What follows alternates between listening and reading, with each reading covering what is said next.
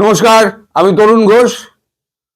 সাম্প্রতিক বিশ্বে যে ঘটনাবলী ঘটছে তার থেকে ভারত কি কিছু সিদ্ধান্ত নিচ্ছে বা ভারত কি কিছু শিখছে, প্রশ্নটা হলো সেখানে। আজকে আমাদের কাগজে একটা খবর বেরিয়েছে। খবরটা হচ্ছে এইটা, ভেনেজুয়েলা সংক্রান্ত খবর। আমেরিকাকে চটাতে চায় না মোদী সরকার।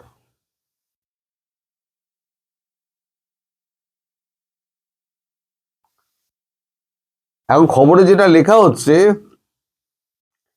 ভেনেজুয়েলায় বামপন্থী প্রেসিডেন্ট নিকোলাস মাদুরো মোরোস ও তার স্ত্রী সিলিয়া ফ্লোরেন্সকে আমেরিকা বন্দী করার পরে ব্রিক্স গোষ্ঠীতে ভারতের সহযোগীরা নিন্দায় মুখর।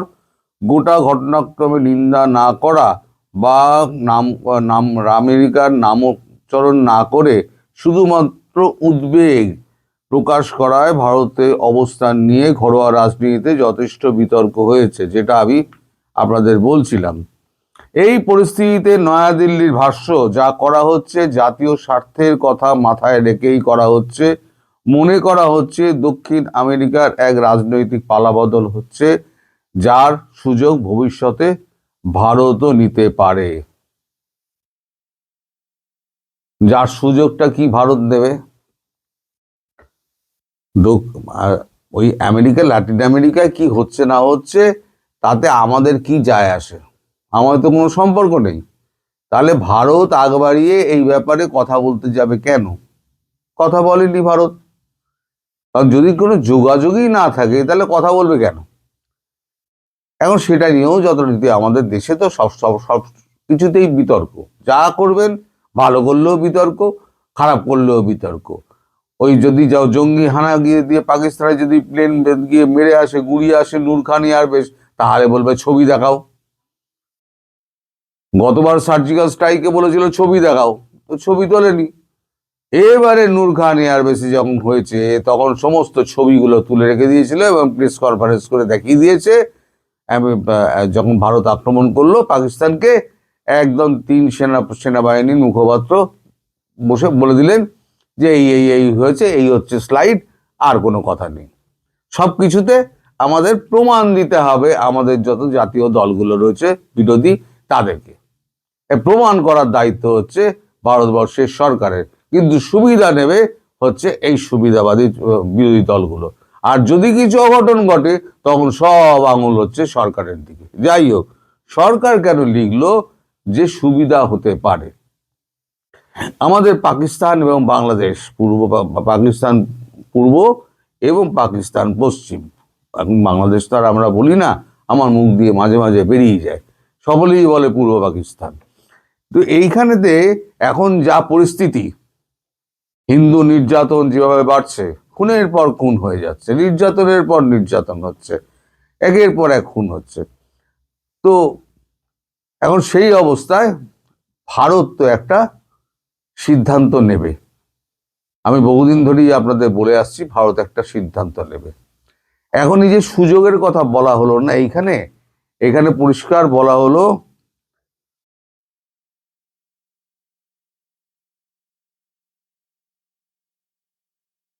এই পরিস্থিতিতে নয়াদিল্লির ভাষ্য, যা করা হচ্ছে জাতীয় স্বার্থের কথা মাথায় রেখেই করা হচ্ছে।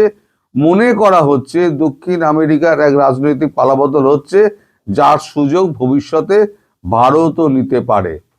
অর্থাৎ একটা প্রেসিডেন্স খাড়া হয়ে গেছে যে এটা হতে পারে, যেটা ঘটনা ঘটেছে সেটা হতে পারে। আমার দেশ যদি অস্থির হয়, যদি অসুরক্ষিত হয়, তাহলে পরে আমি সেই দেশকে বাঁচানোর জন্য আমি সমস্ত কিছু পদক্ষেপ নিতে পিছপা হব না এবং দ্বিধাও করব না। আর ভারতের তো ঘোষিত নীতি আছে, আমার ওপরে যদি কোনো আঘাতের পরিকল্পনা হয় বা আঘাত আসে বা আঘাত নেওয়ার কোনো রকম চেষ্টা করা হয়, তাহলে তাকে অ্যাক্ট অফ ওয়ার হিসেবে ঘোষণা করা হবে।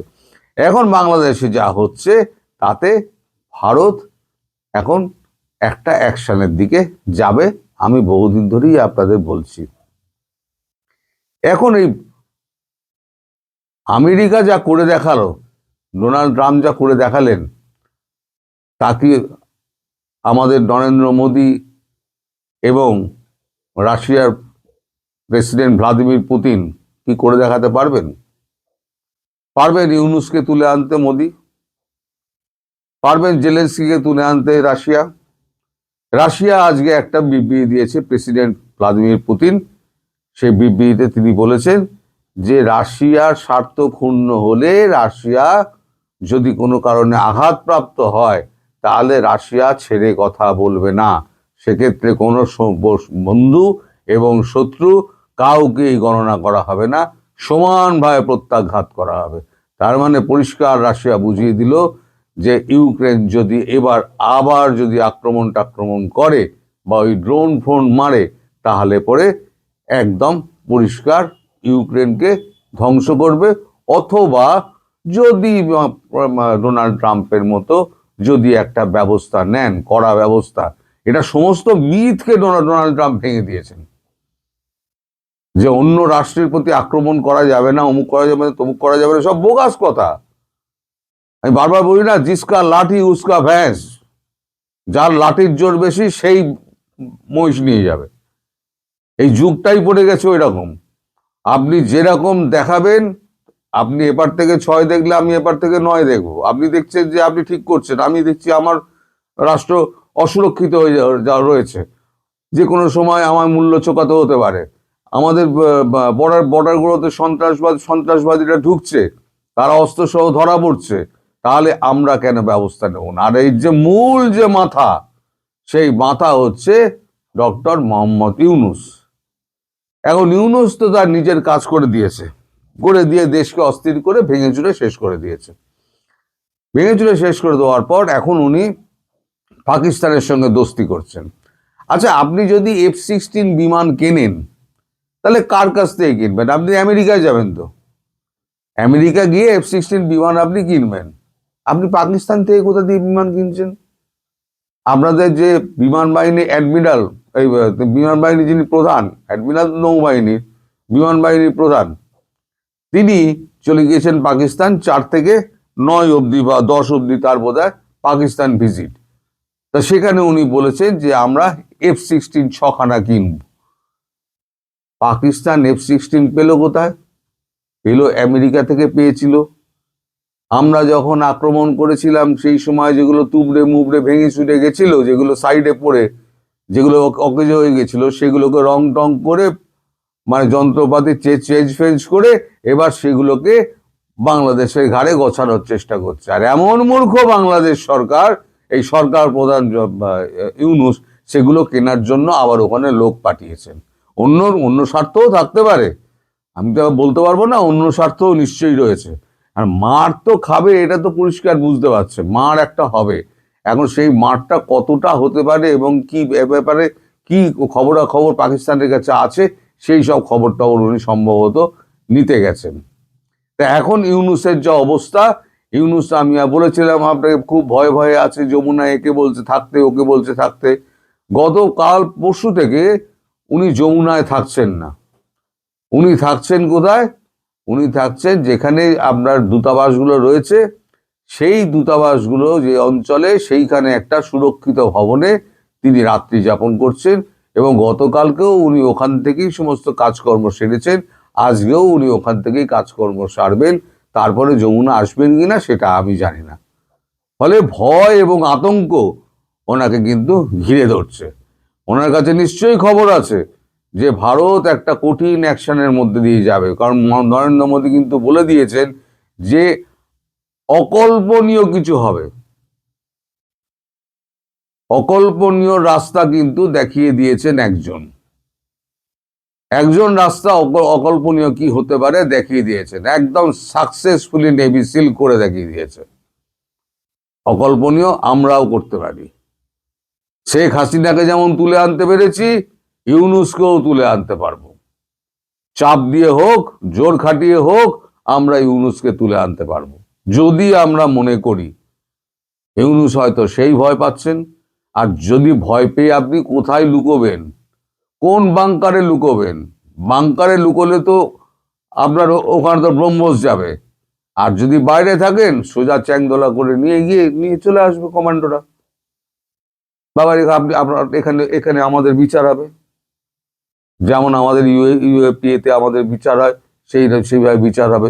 কারণ আপনি ভারতবর্ষের ওপরে সন্ত্রাসবাদী আক্রমণের ছক করেছেন, আপনি হলেন মাস্টার মাইন্ড। তার কিন্তু ভিডিও ফুটেজ রয়েছে, আপনি যেটা ক্লিনটনের সভায় গিয়ে আপনি বলেছিলেন আপনারা মেটিকুলাসলি ডিজাইনের মাধ্যমে সরকার পরিবর্তন করে এই যে সরকার যাকে যেভাবে ক্ষমতা নিয়েছেন, তারপর জিহাদি গোষ্ঠীকে জেল থেকে ছেড়ে দিয়েছেন, দেশকে অস্থির করে দিয়েছেন, সব জ্বালিয়ে পুড়িয়ে দিয়েছেন। এখন সমস্ত মারপিট দাঙ্গা হাঙ্গামা করে একেবারে অর্থনীতির 12টা বাজিয়ে দেশ রসাতলে করে দিয়েছেন। এটা একটা দেশের প্রতি অত্যন্ত অবিচার, দেশের মানুষের প্রতি অবিচার, দেশের প্রতি অবিচার, এবং পার্শ্ববর্তী রাষ্ট্রগুলোর ওপরে এই ভীষণ রকম প্রভাব পড়ছে। ফলে আপনি বিচারের কাঠগড়ায় দাঁড়াবেন, হয়তো বাংলাদেশে দাঁড়াবেন অথবা ভারতে দাঁড়াবেন, কাঠগড়ায় তো আপনাকে দাঁড়াতেই হবে। এবার শুধু আপনি সময় গুনুন, পালিয়ে আপনি বাঁচতে পারবেন না। আমি বলেছি না, পালিয়ে ইউনূস আপনি বাঁচতে পারবেন না। এখন দেখার যে মোদি ওনাকে তুলে আনতে পারে কিনা, সেটাই আমার দেখার বিষয়। সবাই ভালো থাকবেন, সুস্থ থাকবেন এবং সাবধানে থাকবেন। নমস্কার।